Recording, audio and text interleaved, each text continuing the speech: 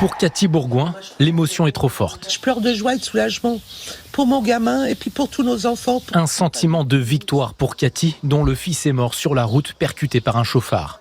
Désormais, lors d'un accident mortel, le terme employé sera homicide routier et non plus homicide involontaire, difficilement supportable par les familles des victimes. Ce nouveau délit s'appliquera en cas de feu rouge grillé ou d'excès de vitesse et lorsque le conducteur aura consommé de l'alcool et ou des stupéfiants. C'est un symbole important parce que pour les victimes et les familles de victimes, il est intolérable, il est inacceptable d'entendre parler d'homicide involontaire. La création de cette nouvelle qualification est le combat d'une décennie pour Cathy. C'est remettre de l'humain dans la justice. Croyez-moi, c'est symbolique, elle compte énormément pour nous. Mais les associations restent déçues. Elles aimeraient que le statut de victime soit mieux reconnu, avec une prise en charge plus rapide de la justice dans les cas d'homicide. Certains auraient aussi voulu un alourdissement des sanctions. Aujourd'hui, 10 ans de prison et 150 000 € d'amende lors d'homicides sous l'emprise de l'alcool ou de stupéfiants. Difficile de tous les connaître, heureusement, on s'accorde sur l'essentiel. Le cœur rouge. L'amour. À la place d'écrire je t'aime, j'envoie juste un cœur rouge. Et la différence avec le cœur noir? Noir, attention. Moins fort que le rouge.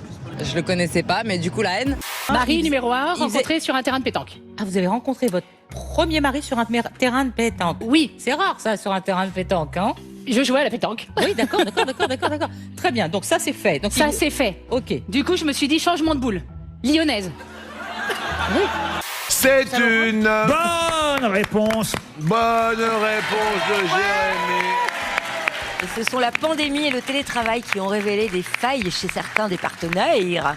Donc le laisser aller ou encore la prise de conscience de la négligence de son partenaire. Changement de boule, oui. Lyonnaise. Alors lui, oui, il joue compagnon à la numéro 2. Compagnon numéro 2. D'autres boules, donc. Hein. Oui. Bah, lyonnaise. Lyonnaise. Ok. Terrain plus long. Dans les Schtroumpfs, y a pas une fille? Comment elle s'appelle, la seule fille des Schtroumpfs? Je sais pas, moi. Mais non, je sais pas. Les deux copines n'ont pas réussi à trouver la réponse à temps et sont sanctionnées d'1 minute supplémentaire. La solution à cette énigme était la Schtroumpfette. Et le bleu, il a une longue histoire après au Moyen-Âge, notamment en Europe. Figurez-vous que c'était pas la couleur du tout des hommes, mais la couleur des femmes, parce que la Vierge était habillée en bleu, tandis que les hommes portaient du rose. Puis ça a changé après, il y a eu des clichés, tout ça. Et maintenant, on fait ce qu'on veut avec les couleurs, n'est-ce pas? Et ce qu'on voit là, c'est 2013. Figurez-vous que les Bretons ont décidé de faire le plus grand smiley humain jamais organisé. Ils sont forts, ces Bretons. 2000 Toujours. quand même à se réunir Toujours. avec des ponchos noirs et jaunes. C'est assez exceptionnel. L'emoji qui sourit, j'avoue que j'aurais peut-être un petit peu de mal à m'en passer maintenant. Sinon, ça fait genre ok. En ce moment, vu que je suis célibataire, je parle qu'à mes potes, donc ça va être plus du, le smiley avec les larmes, là, ceux qui rigolent. On m'envoie des emojis, je suis en mode, attends, comment je vais l'interpréter? Je commence à me faire vieux, je crois. Le clin d'œil, voilà, et j'ai tendance aussi à le faire quand je l'écris ou je le tape, voilà. Le clin d'œil et le sourire. Alors tout vient en fait des calculs des experts de l'Institut économique Molinari qui, comme chaque année, établit un classement des pays d'Europe les plus taxés. L'an dernier, la France avait été dépassée par l'Autriche, mais cette année, c'est à nouveau notre pays qui se place en tête des pays européens les plus taxés. L'Inter Miami, où il a signé, a officiellement présenté hier sa nouvelle recrue. C'est sous la pluie, mais dans l'euphorie que 20 000 fans ont assisté à cette intronisation du septuple Ballon d'Or. Lionel Messi qui s'est engagé jusqu'en 2025 dans le club de Miami avec un salaire estimé entre 45 et 55 millions d'euros par saison contre 30 quand il était au PSG.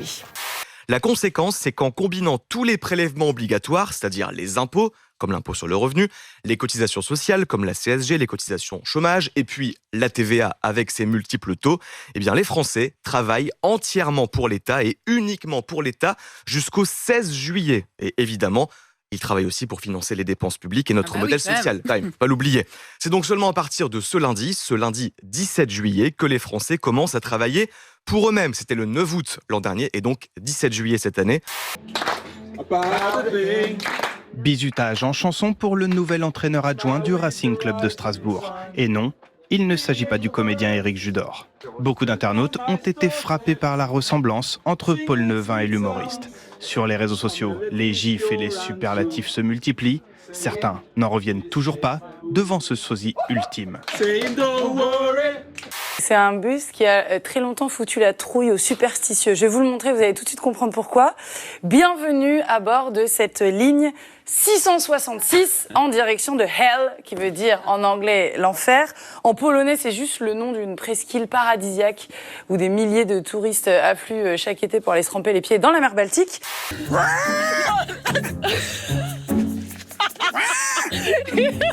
Tu vois, le Vélociraptor, il est un peu souple, quoi, tu vois. Il y a quelque chose, franchement, bravo. Ça faisait 17 ans que absolument rien ne s'était passé à bord de la ligne 666. Ni accident, ni agression, ni sorcellerie, a répété le responsable des transports de cette presqu'île. Oui, mais voilà, sous la pression de groupes chrétiens, croient savoir les médias locaux, après un article indigné sur un site d'extrême droite polonais, ce bus vient d'être rebaptisé, ça date de cet été, ligne 669. Un chiffre moins controversé. Et en même temps, il y a des détails qui nous rebutent, mais qui nous rebutent parce que nous ne sommes plus habitués à voir le sang, la saleté. Quand on regarde le regard de cet enfant, on se dit, mon Dieu, mais que d'efforts pour naître. Voilà, c'est là où il y a le courage de Renueck, de ne pas sublimer, de ne pas faire de ce moment un moment magique et idéalisé.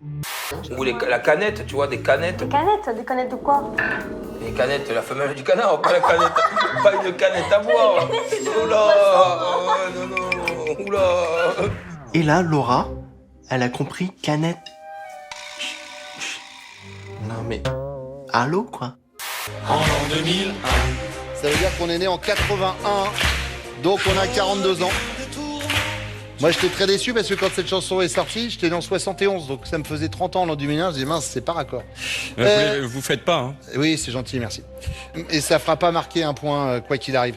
Vous faites plus alors. Joël. À part ça, donnez-lui quelque chose de rond à faire rentrer dans un trou, dans un panier, dans une poubelle ou même dans une tasse. Et Stephen Curry serait bien capable de le faire.